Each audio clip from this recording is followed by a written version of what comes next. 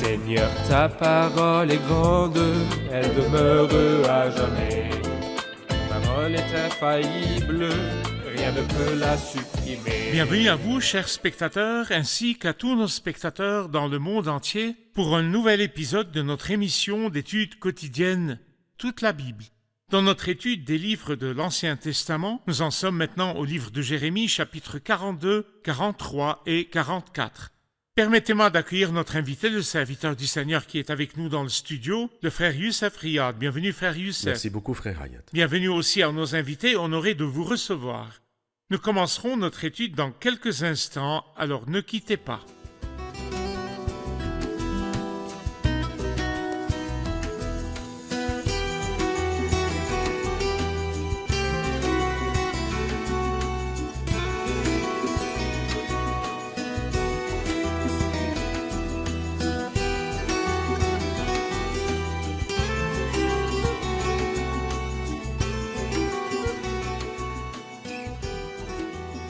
Bienvenue, frère Youssef. Vous de même, frère Hayat. Chapitres 42, 43 et 44. Que voyez-vous là?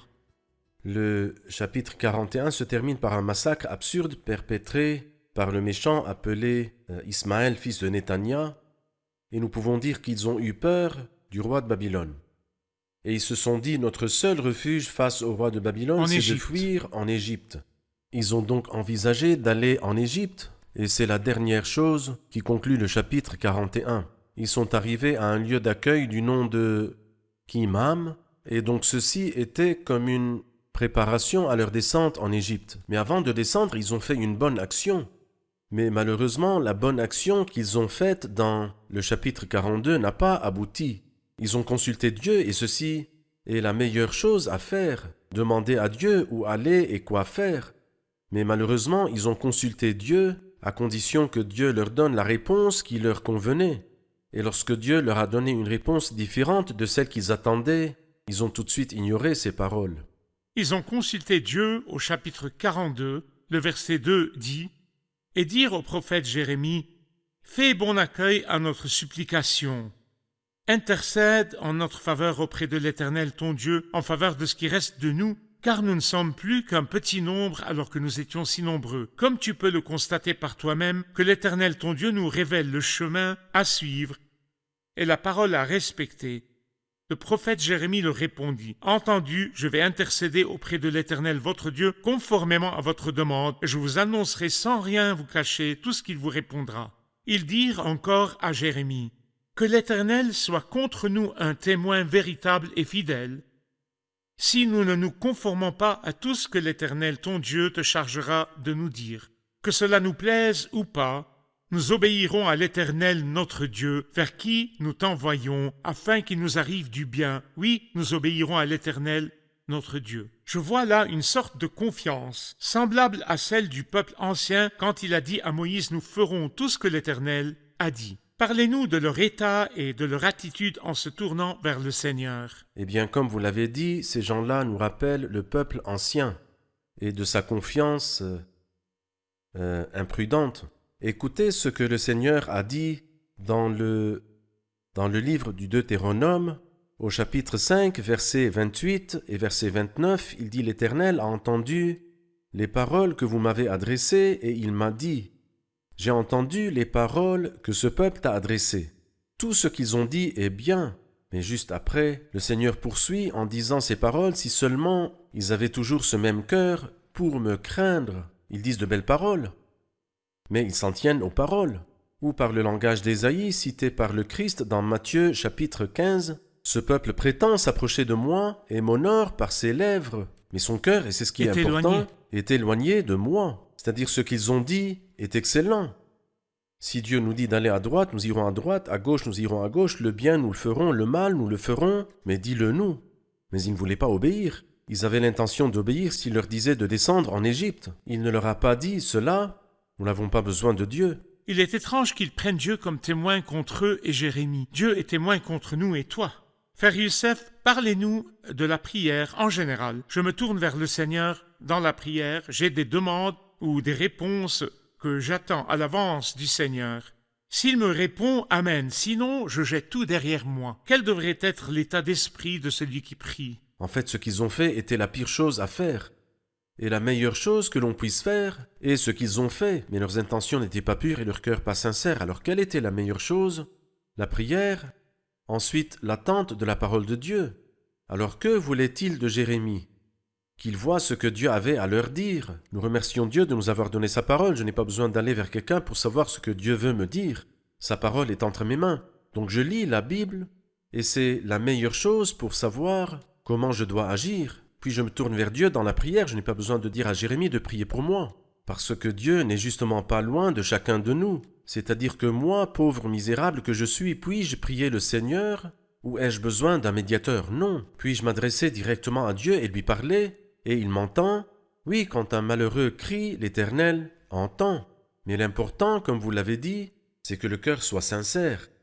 Je m'approche de Dieu sans vouloir lui imposer ma volonté. Je ne lui dis pas que ma volonté soit faite, non pas la tienne, mais je lui dis plutôt que ta volonté soit faite et non pas la mienne. Alors Seigneur, dis-moi, parce que je sais que ta volonté est bonne et agréable et parfaite. Et lorsque cette pensée s'empare de moi, que les projets de Dieu à mon égard sont toujours bons, agréables et parfaits, je n'aurai pas peur de lui parler et d'attendre ce qu'il a à me dire et de faire ce qu'il me dit de faire. La chose que malheureusement ce peuple-là n'a pas accomplie. Même le but de la prière était différent. Tout comme Sédécias avait demandé à Jérémie de prier, Oui. et le but était différent. Exactement. Comment le Seigneur a-t-il répondu à la suite de leur prière? Comment le Seigneur leur a-t-il répondu? Le Seigneur leur dit de ne pas descendre en Égypte. Pourquoi? Pourquoi? Parce que le Seigneur, depuis longtemps, depuis l'époque de Moïse, leur avait dit ces paroles: les Égyptiens que vous voyez aujourd'hui, Plus jamais. vous ne les verrez plus jamais. Jamais. Je veux rompre complètement votre relation avec l'Égypte qui vous a humilié et réduit en esclavage. Pendant toutes ces nombreuses décennies où vous étiez esclaves en Égypte, dans le livre de Jérémie, au début du livre, au chapitre 2 du livre de Jérémie, le Seigneur dit: et maintenant pourquoi prendrais-tu le chemin de l'Égypte pour boire l'eau du Nil? Pourquoi prendrais-tu le chemin de la Syrie pour boire l'eau de l'Euphrate? Ta méchanceté te punira et ton infidélité te jugera. Sache et constate que c'est mal et que c'est source d'amertume d'abandonner l'Éternel ton Dieu. Pourquoi vas-tu en Égypte et mets-tu ta confiance en Égypte? Mets ta confiance en moi.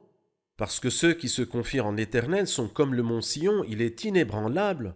Mais en réalité, il est 1000 fois plus facile pour l'homme de mettre sa confiance dans ce qu'il voit, parce qu'il n'a pas de foi, que mettre sa confiance dans le Seigneur que l'œil ne peut pas voir. Mais heureux celui qui fait confiance au Seigneur. Béni soit l'homme qui fait confiance à l'Éternel. Il ressemble à un arbre planté près de l'eau et qui étend ses racines vers le cours d'eau. Et maudit soit l'homme, et ce sont les paroles de Jérémie 17, qui fait confiance à ce qui est humain, qui prend des créatures pour appui et qui détourne son cœur de l'Éternel. Bien que le Seigneur ait ordonné à son peuple d'aller à Babylone, il lui a interdit de descendre en Égypte. En Égypte. Et le Seigneur est libre. Il veut que le peuple aille à Babylone pour subir le châtiment qu'il Oui. mérite à cause de sa méchanceté. Et il ne veut pas que le peuple aille en Égypte afin qu'il ne compte sur personne d'autre C'est vrai. que lui. C'est vrai. Quand le Seigneur ferme ou ouvre, il a une raison. C'est juste. Nous allons voir un reportage puis prendre une question des invités. Jérémie a choisi de rester avec le reste dans le pays, parce qu'il leur apportait un message. Nous avons vu le peuple se tourner vers lui dans ces circonstances étranges, et ils ont fait cela parce qu'ils voulaient savoir ce qu'ils devaient faire. Devaient-ils rester dans le pays ou le quitter? Et s'ils devaient le quitter, où devaient-ils aller? Ils sont venus voir Jérémie, sachant qu'ils pouvaient compter sur lui pour leur dire la vérité.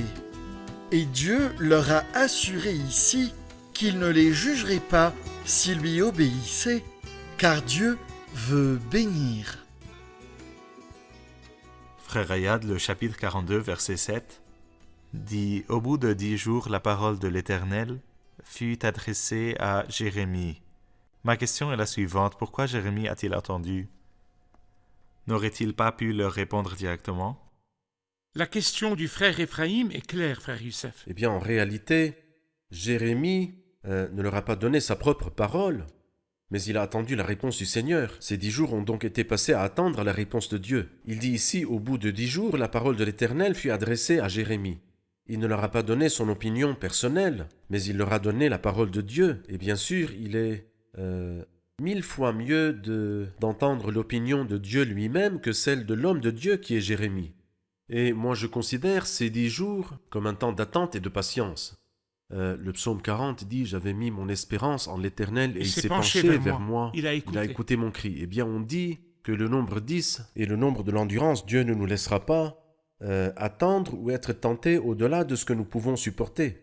Il a donc attendu 10 jours, leur donnant un délai afin de tester leur patience, mais après cela, il leur a donné une réponse claire et complète. Et vous aurez 10 jours de détresse. Oui, exactement. Parfait. Frère Youssef, lorsque nous passons au chapitre 43, nous aimerions connaître la réaction des chefs à la réponse de Dieu à leur prière. Le Seigneur leur a envoyé une réponse, il leur a dit de ne pas descendre en Égypte. Qu'ont-ils fait? Eh bien, voyons la fin du chapitre précédent, le chapitre 42. Jérémie a dit quelque chose de très important. Il leur a dit « Reste de Juda, l'Éternel vous dit que vous vous égarez vous-même. Ce n'est pas moi que vous avez égaré, ni égaré le Seigneur. Vous vous êtes égarés vous-même. Quand est-ce que nous nous trompons nous-mêmes si nous demandons à l'apôtre Jacques dans son premier chapitre de son épître? Quand il est attiré. Oui, il nous dit que lorsque l'homme entend la parole de Dieu et ne la met pas en pratique, mettez en pratique la parole et ne vous contentez pas de l'écouter en vous trompant vous-même. C'est-à-dire que vous entendez la parole de Dieu et la parole s'applique à vous, mais vous ne voulez pas la mettre en pratique. Vous avez entendu, mais vous n'avez absolument rien fait. Quand vous entendez et ne mettez pas en pratique, vous vous trompez vous-même. Ils ont consulté le Seigneur et il leur a donné son avis, et très clairement. Mais ils ne l'ont pas mis en pratique parce qu'ils ne le voulaient pas, et c'est là la tragédie.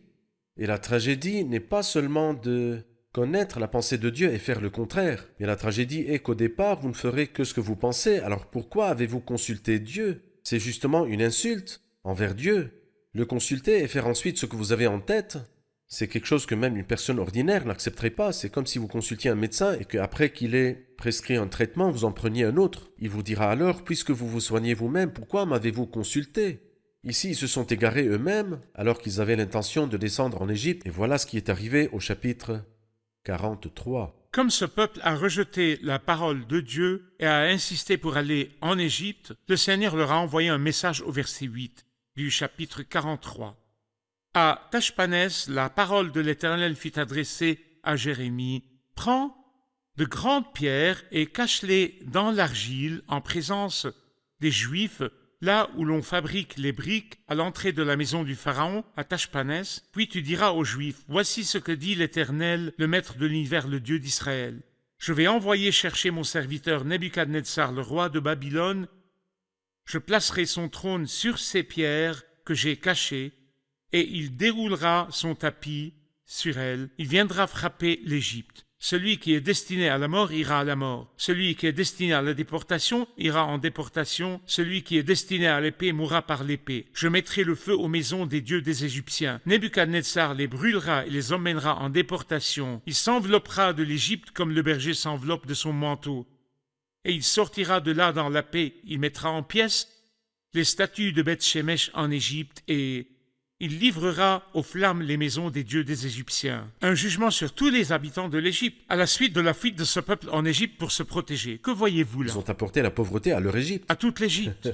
Eh bien, lorsque l'homme n'obéit pas à la voix de Dieu, l'endroit où il se trouve devient un lieu de malheur pour lui.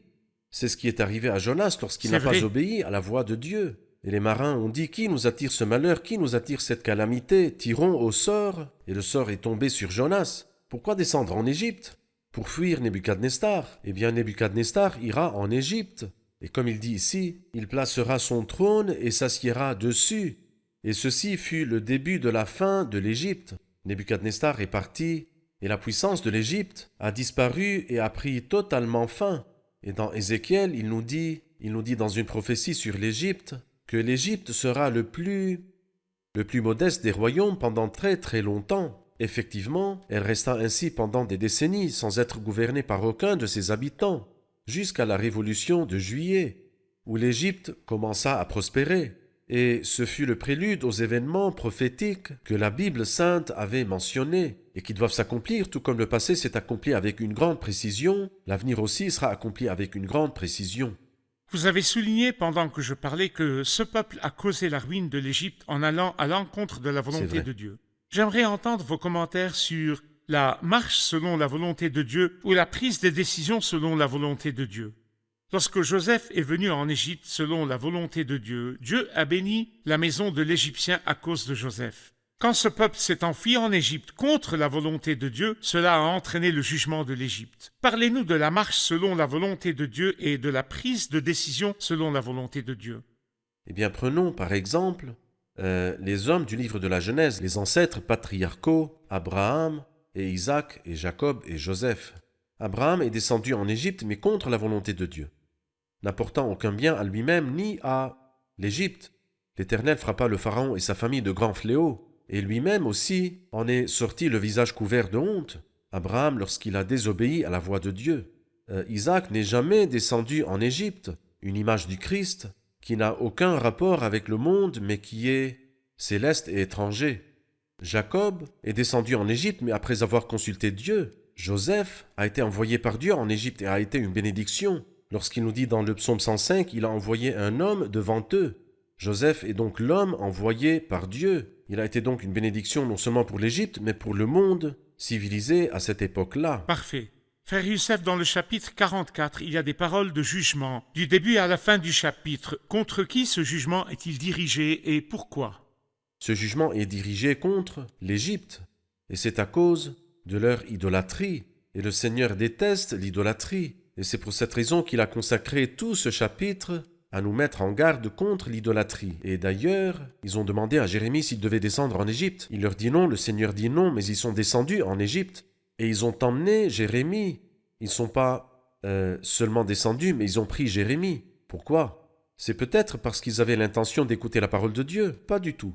Ils consulteraient Jérémie et feraient ce qu'ils ont en tête. Et au chapitre 44, nous trouvons la même idée. Ils consultent Jérémie, mais ne font que ce qu'ils veulent, que ce qui vient à leur esprit. Au verset 15 de notre chapitre, Jérémie répond « Tous les hommes qui savaient que leurs femmes faisaient brûler de l'encens en l'honneur d'autres dieux, toutes les femmes qui se tenaient là en une grande assemblée, et tout le peuple installé en Égypte à Patros répondirent à Jérémie. Au verset 16, ils lui dirent « Tu as beau nous parler au nom de l'Éternel, Au nous nom de t'écoutons l'Éternel. pas. » Ils savaient que la parole prononcée par Jérémie était la parole de Dieu. Et qu'il a dit au nom de l'Éternel, nous ne t'écoutons pas. Pourquoi l'avez-vous emmené avec vous? Pourquoi ne l'avez-vous pas laissé là-bas? Il serait resté avec les pauvres. Jamais. Je veux dire, malheureusement, ils étaient un peuple mauvais jusqu'à la moelle.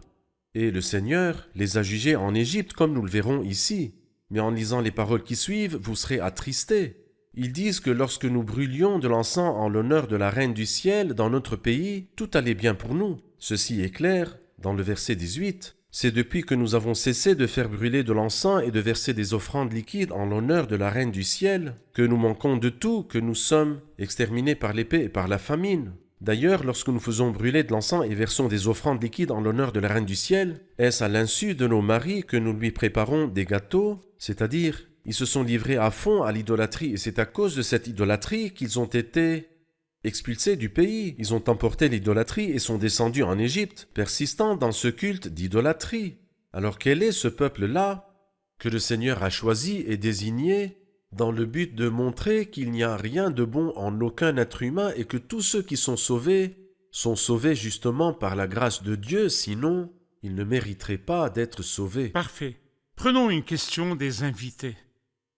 Le verset 17 dit, nous voulons faire tout ce que nous avons dit et continuer de faire brûler de l'encens et de verser des offrandes liquides en l'honneur de la Reine du Ciel.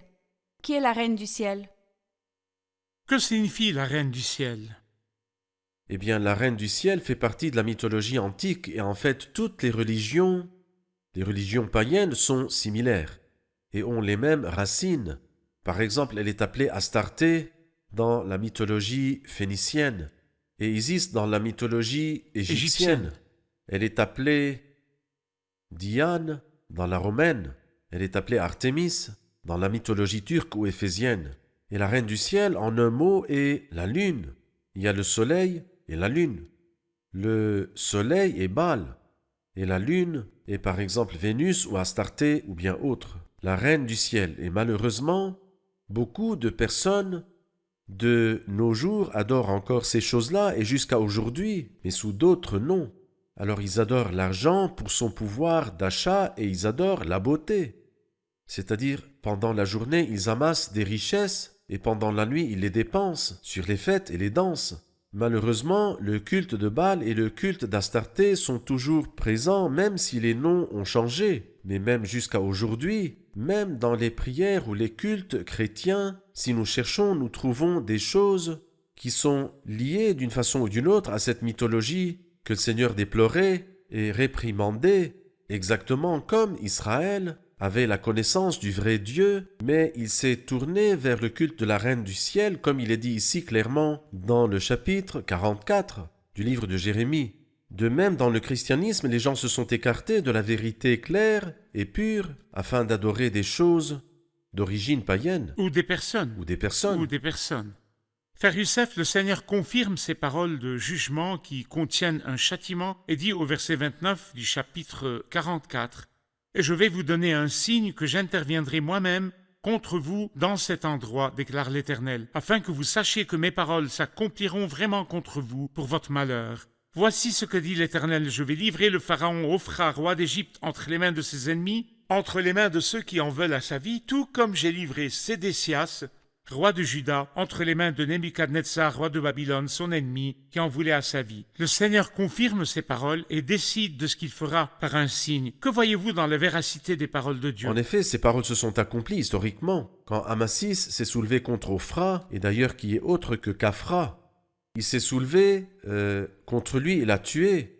Puis vint Nebuchadnezzar et élimina Amasis. Et depuis ce temps-là, cette prophétie s'est accomplie, et la parole de Dieu, qu'elle soit une bénédiction pour les pieux ou un jugement et une condamnation pour les mauvais et pour les méchants, doit s'accomplir. Et c'est pour cette raison que j'exhorte tous ceux qui nous regardent. Si vous avez été sauvés, vous êtes bénis, c'est une grande bénédiction que vous soyez sauvés. Et si vous ne l'êtes pas encore, ne remettez pas cela à plus tard, même pas un seul jour, dépêchez-vous, car la porte pourrait se fermer à n'importe quel moment. Parfait. Merci Frère Youssef, que Dieu vous bénisse. Que Dieu vous Revoyons bénisse. l'épisode avec les invités.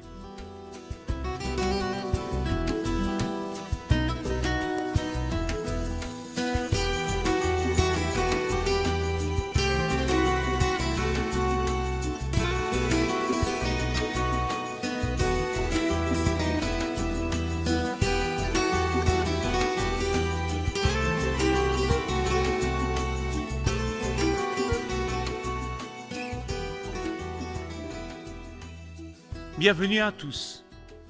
Nous avons appris dans l'épisode d'aujourd'hui que les chefs ont demandé à Jérémie de prier Dieu pour eux. J'aimerais savoir de quel genre de prière il s'agissait et quel était l'état de leur cœur. Voulait-il la volonté de Dieu ou voulait-il autre chose? Cette prière n'était pas sincère. Ils ont demandé cela, mais ils ont finalement fait ce qu'ils voulaient, et non la volonté de Dieu. D'accord. Qu'est-ce qui vous prouve qu'ils ne voulaient pas la volonté de Dieu? Quand ils lui ont demandé s'ils devaient descendre en Égypte ou non, Dieu a dit de ne pas y aller, de rester où ils étaient, mais ils sont descendus en Égypte. Parfait, parfait. Qu'en Très bien. pensez-vous, Frère Oui, très Youssef? bien. Parfait.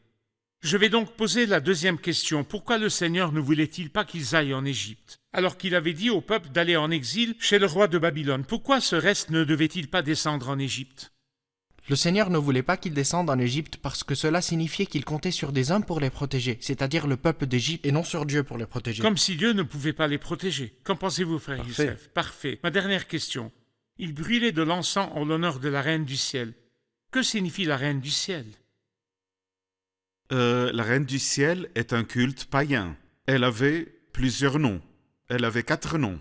Il y avait Astarté, que les Phéniciens adoraient et appelaient Astarté. Isis, les Égyptiens adoraient la reine Isis. Et Diane, que les Romains adoraient. Artémis, que les Éphésiens adoraient.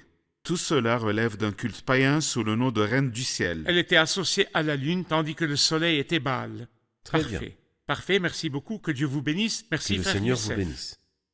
Chers spectateurs, on avait fait descendre Joseph en Égypte, même si c'était contre sa volonté, mais il a été emmené en Égypte. Mais c'était la volonté de Dieu, et sa présence dans la volonté de Dieu a été une bénédiction non seulement pour la maison de l'Égyptien, mais pour toute l'Égypte. Ne prenez pas la décision de changer de lieu de résidence sans connaître la pensée de Dieu. Ne prenez pas la décision d'émigrer pour échapper à des conditions difficiles sans connaître la pensée de Dieu. Ne prenez pas la décision de changer d'emploi sans connaître la pensée de Dieu. Il vaut mieux pour vous connaître la pensée de Dieu et de marcher dans la volonté de Dieu. Vous serez comblés de bien, de beaucoup de bien. Je vous retrouve dans le prochain épisode. Que le Seigneur soit avec vous.